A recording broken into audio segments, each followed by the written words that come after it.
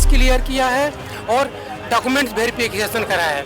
मगर जब final result आता है 30 दिसंबर 2023 को, तो हमारा रिजल्ट रोक दिया जाता है और ये कहा जाता है कि आप सक्षम नहीं है, कार्य करने के लायक नहीं है। और जब हम लोग सामान के साथ में पढ़ाई करते हैं, सामान के साथ में सारे एग्जाम देते हैं, तो सामान के साथ में नौकरी क्यों नहीं चाहिए?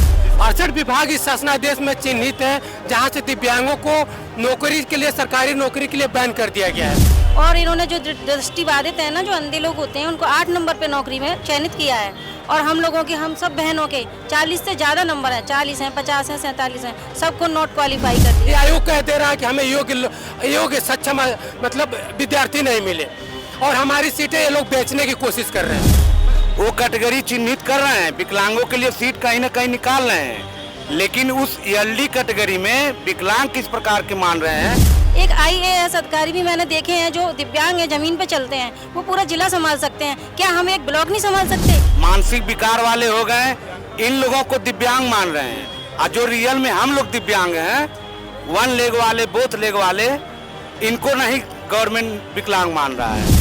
राम राज्य में ऐसे होता है कि 121 को रख लो, 188 को छोड़ दो, ये कार्य करने में सक्षम नहीं है। आप हमारी सक्षमता को कहाँ जांचा है?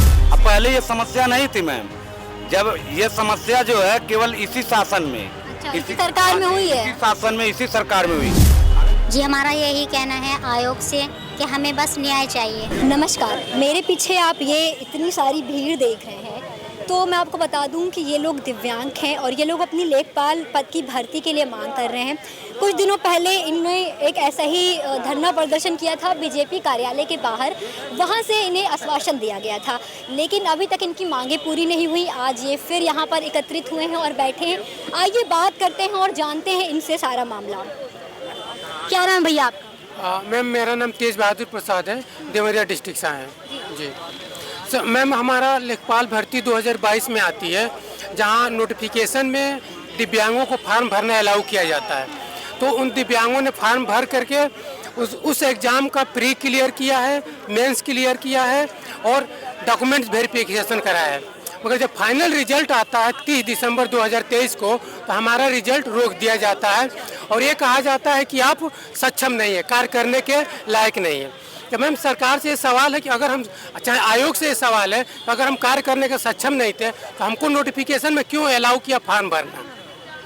जब हमारे 4 साल उन्होंने समय लगा दिया प्री मेंस डॉक्यूमेंट्स वेरिफिकेशन कराने में, तो हम ये प्रक्रिया, फार्म भरने का, एग्ज़ाम देने का प्रक्रिया फॉलो करने के लिए सक्षम थे। मगर जब हमको रिजल्ट देना हुआ, नियुक्ति लेना हुआ, उस प्रक्रिया से हम बाहर हो गए, उसके लिए हम अक्षम हो गए। मैम ये हमारा 30 जुलाई 2021 का एक शासनादेश है उत्तर प्रदेश सरकार का। इस शासनादेश में उत्तर प्रदेश के सभी दिव्यांगों को 68 विभागों से बाहर किया गया है। 68 विभाग इस शासनादेश में चिन्हित है जहां से दिव्यांगों को नौकरी के लिए, सरकारी नौकरी के लिए बैन कर दिया गया है। अब सरकार से सवाल है कि अगर सरकार दिव्यांगों को बैन कर देगी गवर्नमेंट जॉब से, तो एक प्राइवेट सेक्टर दिव्यांगों को नौकरी क्यों देगा? मैम हम लोग आज 4 साल से स्ट्रगल कर रहे हैं इस नौकरी के लिए, इस जॉब के लिए। बेरोजगारी इतनी चरम सीमा पे है, उस समय भी हम दिव्यांगों की 188 सीट लेखपाल में खाली है और हम लोग दर दर भटक रहे हैं। ये आयोग कह दे रहा है कि हमें योग्य सक्षम मतलब विद्यार्थी नहीं मिले और हमारी सीटें ये लोग बेचने की कोशिश कर रहे हैं। मगर अगर 2022 में जो दिव्यांग सक्षम नहीं था, उस दिव्यांग को ये लोग कैसे कह दे रहे हैं कि 2024 में सक्षम हो जाओगे? उन लोगों ने, ये 30 जुलाई 2021 का शासन था, इसमें सभी दिव्यांगों को इन लोगों ने बैन कर दिया। हम लोगों ने आयोगों का चक्कर काटा, दिव्यांग न्यायालय का चक्कर काटा। इन लोगों ने 30 सितंबर 2024 को एक नया शासनादेश जारी कर दिए और 3 कैटेगरी को शामिल कर दिए कि तुम लेखपाल बन सकते हो। इसी चक्कर में, इन्हीं दिव्यांग न्यायालयों का चक्कर काटते काटते एक हमारा साथी था, अभिषेक राय नाम था, गांजीपुर के थे। उन लोगों ने इलाहाबाद रूम लेकर रहते थे, पढ़ाई करते थे, आत्महत्या कर लिए। आज उनकी कैटेगरी इन लोगों ने चिन्हित कर दिया है कि तुम लेखपाल बन सकते हो, फार्म भर सकते हो। वो बंदा ऊपर से आ सकता है फार्म भरने के लिए? मैम हम BL हैं, बोथ लेग में आते हैं। हमको कह रहे हैं, हमको तो पूरा 68 विभाग में इन लोगों ने बैन कर दिया है। हमको शिक्षा विभाग, न्याय विभाग, कार्मिक विभाग, जो 68 विभाग है, सभी विभागों में इन लोगों ने बैन कर दिया। हमारा पढ़ाई लिखाई करने का क्या मतलब हुआ? हमारे माँ बाप ने हमको दिव्यांग नहीं समझा। एक नॉर्मल विद्यार्थी, एक नॉर्मल बच्चा जानकर पढ़ाया लिखाया, पैसा खर्च किया। इन लोगों ने सारे विभागों में बैन करके रखा है। मैं राम निहाल द्विवेदी, जनपद गोंडा से हूँ। अच्छा, उस दिन जो आप लोगों को आश्वासन मिला था, आप लोग वहाँ पर प्रदर्शन किए थे, उसके बाद फिर क्या हुआ? उसके बाद हमें आश्वासन पे आश्वासन ही मिल रहा है मैम। आज भी हम लोग मिलने गए थे, राज्यपाल महोदया के विशेष सचिव थे श्री प्रकाश गुप्ता जी, तो उन्होंने भी आश्वासन ही दिया है, कोई ठोस लिखित में नहीं दिया है कि क्या होगा। बाकी अब हम लोग तो बैठे ही हैं, और जब हम लोग सामान्य के साथ में पढ़ाई करते हैं, सामान्य के साथ में सारे एग्जाम देते हैं, तो सामान्य के साथ में नौकरी क्यों नहीं चाहिए। जैसे लेखपाल पद पे 8085 पोस्ट की वैकेंसी निकली थी, उसमें से 4% आरक्षण माना जाए तो उसमें 300 लगभग 23 पोस्ट चाहिए हमें। 323 नहीं 309 दिया गया, उसमें भी 121 भर ली गई, 188 काहे छोड़ दिया गया। ये उत्तर प्रदेश सरकार और भारत सरकार डबल इंजन की सरकार योगी मोदी की कहती है कि यहाँ राम राज्य है। राम राज्य में ऐसे होता है कि 121 को रख लो, 188 को छोड़ दो। ये कार्य करने में सक्षम नहीं है। आप हमारी सक्षमता को कहाँ जांचा है। शीतल देवी पैरा ओलंपिक में रजत पदक लेकर के आई है, कांस्य पदक लेकर के आई है, एशियन गेम्स में गोल्ड मेडल लेकर के आई। दोनों हाथ नहीं है, उसको सरकार ने मौका दिया, तब उसने अपनी सक्षमता को दिखाया। हम लोग को आप कैसे both leg, one leg affected, one arm affected कैसे बता देते हो। हम लोग कहीं एलियन पे जमीन नहीं मापनी है, जमीन पे ही जमीन मापनी है। और उत्तर प्रदेश में इतना बड़े कोई पहाड़ पर्वत भी नहीं है जहाँ दिव्यांग ना चढ़ जाए, ना नाप सकते। और हम लोगों को इसीलिए बाहर कर रहे हैं कि आप कार्य करने में सक्षम है। क्या नाम है आपका? जी, मेरा नाम कमलेश है, मैं मुख्य सेविका की अभ्यर्थी हूँ। इन्होंने 2022 में विज्ञापन निकाला था, उसमें हमारी चलन क्रिया का समूह गाँव में दिया हुआ था। उसी को पढ़ के हमने आवेदन किया। 3 साल से प्रक्रिया चल रही है, इन्होंने एग्ज़ाम दिलाया, मेन प्री सब, और फिर नॉट क्वालिफाई बता रहे हैं। हाँ, और इन्होंने जो दृष्टिबाधित है ना, जो अंधे लोग होते हैं, उनको 8 नंबर पे नौकरी में चयनित किया है।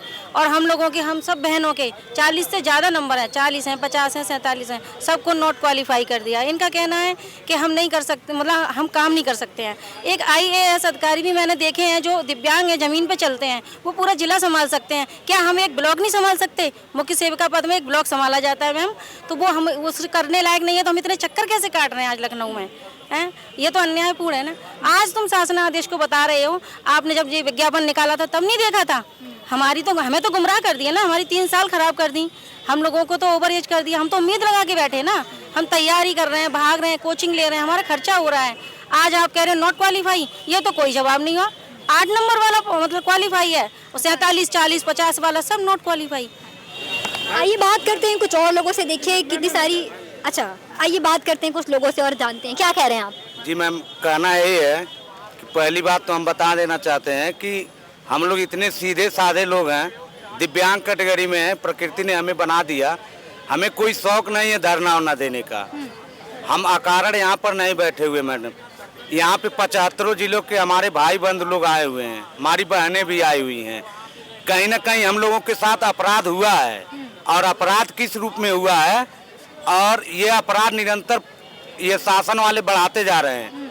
हम लोग रियल में देखा जाए तो सही मायनों में दिव्यांग की कैटेगरी में हम ही लोग आते हैं। हम लोग जन्म से ही मतलब प्रकृति बना दिया है, एक पैर से हो गए या 2 पैर से विकलांग हो गए या एक हाथ से हो गए, ये हम लोग रियल में प्रकृति ने बनाया है। लेकिन गवर्नमेंट आज नौकरी किनको दे रही है, विकलांग किनको मान रही है कि जो हम लोगों के अलावा जो हैं। हमारा यल्डी एक होता है लोकोमोटर डिजिबिलिटी। लोकोमोटर डिजिबिलिटी जो होता है चलन क्रिया से संबंधित होता है, वो कैटेगरी चिन्हित कर रहे हैं, विकलांगों के लिए सीट कहीं ना कहीं निकाल रहे हैं। लेकिन उस यल्डी कैटेगरी में विकलांग किस प्रकार के मान रहे हैं, एक कुष्ठ रोग वाले हो गए, एक मांसपेशी रोग वाले हो गए, मानसिक विकार वाले हो गए, इन लोगों को दिव्यांग मान रहे हैं। और जो रियल में हम लोग दिव्यांग हैं, 1 लेग वाले, बोथ लेग वाले, इनको नहीं गवर्नमेंट विकलांग मान रहा है। तो मैम, हम लोग इतना डिग्री लिए हुए हैं, इतना हमारे माँ बाप ने हमको पढ़ने के लिए समय दिया है, संघर्ष कराया है, हम लोग कहाँ जाएंगे मैम? अगर नौकरी नहीं मिलती है, हम लोग प्राइवेट जब यहीं से नहीं ले रहे हैं, हम लोग को सरकारी नहीं ले रही है। अब पहले ये समस्या नहीं थी मैम, जब ये समस्या जो है केवल इसी शासन में, इसी सरकार में हुई है, इसी शासन में, इसी सरकार में हुई। अगर ये समस्या नहीं होती तो हमारी जो लेखपाल की वैकेंसी आई होती, उसमें शुरू में ही हम लोग को बाहर कर दिए होते। और सेम हम लोगों के साथ जो अत्याचार हुआ, एक मुख्य सेविका का पोस्ट आया था यूपी SSC आयोग, यही आयोग है। इसमें हमारी बहनों के लिए भी सेम यही प्रक्रिया करके यहाँ तक कि प्री भी दिए, मेंस भी दिए। जब रिजल्ट देने की बारी आई तो बाहर कर दिए। आजकल लेकिन को रह रहे हैं, केवल हम लोगों को, जो रियल में हम लोग विकलांग हैं उन लोगों को नहीं ले रहे हैं। जो रियल में नहीं हुए हैं विकलांग, उपार्जित विकलांग, वो भी मांसपेशी से कुष्ठ रोग वाले, इन लोगों को विकलांग मान करके। आइए बात करते हैं महिलाओं से, देखते हैं कि उनका क्या कहना है। आप देख सकते हैं कि कितनी भीड़ लगी हुई है यहाँ पे और किस प्रकार यहाँ महिलाएं बैठी हैं। क्या नाम है आपका? मेरा नाम नीतू गौतम है। अच्छा। और मैंने मुख्य सेविका का एग्ज़ाम दिया था। मुख्य सेविका की बेटी हूँ मैं। और हम पेपर भी दिया, पास भी हो गई, और लेकिन रिजल्ट में नॉट क्वालिफाइड दिखा दिया। तो मैंने आयोग में गई और उससे पूछा कि मेरा नॉट क्वालिफाइड क्यों दिखा दिया, जबकि जो आप मेरिट बनाए हैं उससे मेरा ज़्यादा नंबर है।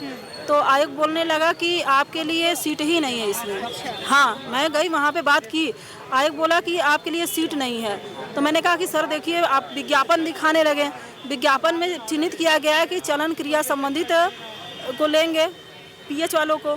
तो हम कहे कि सर आप इसमें तो लिखे हैं, इसलिए सब लोग देख के फॉर्म भरा है, तो आपने लिया क्यों नहीं? तो बोलने लगे कि नहीं, एग्ज़ाम में मतलब कि नॉट क्वालिफाइड है, आप लोग नहीं ले सकते हैं। आज हम लोगों को दर दर भटकने के लिए कर दिए हैं कि दर दर भटक रहे हैं। ऐसा है कि देखिए, मैं अपना 1.5 साल का बच्चा छोड़ के आई हूँ और आज यहाँ पे हूँ, उसको कौन देखेगा? आयोग को समझ में नहीं आ रहा है। आज 1 महीने से हम लोग धरने पे हैं। क्या नाम है आपका? जी, मैं मुख्य सेविका की अभ्यर्थी हूँ, शमशीदा जी। हमारा यही कहना है आयोग से कि हमें बस न्याय चाहिए। हम ये नहीं मांग रहे कि हाँ हमने एग्ज़ाम नहीं दिया, हम वैसे कह रहे हैं हमें जॉब चाहिए, जॉब चाहिए। हमने एग्ज़ाम दिया है, उसको पास किया है, और पास मतलब इनकी जो कट ऑफ लगी है उस कट ऑफ से भी हाईएस्ट नंबर लेके आए हैं। बस हमें ये चाहिए कि हमें जॉब दे दो, हमें कुछ नहीं चाहिए। तो जैसा कि आप सभी ने देखा कि मैंने यहाँ बैठे लोगों से बात करी है, उनका कहना है कि पहले उनको कहा जाता है कि आप इस फॉर्म भरने के लिए एलिजिबल हैं। उन्होंने फॉर्म भरा, उन्होंने प्री दिया, उन्होंने मेंस दिया। उसके बाद जब बारी आती है कि उनको चुनने की, तो उनको निकाल दिया जाता है। उनको ये कहा जाता है कि आप इसके लिए एलिजिबल ही नहीं हैं। आप देख सकते हैं यहाँ पर किस तरीके से हमारी माताएँ और किस तरीके से बहनें बैठी हुई हैं, किस तरीके से यहाँ पर आदमी बैठे हुए हैं, युवा बैठे हुए हैं। वो लोग बस सरकार से गुहार लगा रहे हैं कि उन्हें नौकरी चाहिए। उनका ये कहना है कि जो पिछली सरकारें थी उसमें इस तरीके का कोई भी रूल नहीं था, ये सब इस सरकार में हुआ है। वो अपने बच्चों को छोड़ कर आए हैं, यहाँ पर बैठे हैं, लेकिन कुछ भी नहीं हो रहा है। तो आगे की जानकारी के लिए बने रहिए। कैमरामैन विकास के साथ मैं कनक मिश्रा, आप देख रहे हैं दस्तक न्यूज़ 24 लखनऊ।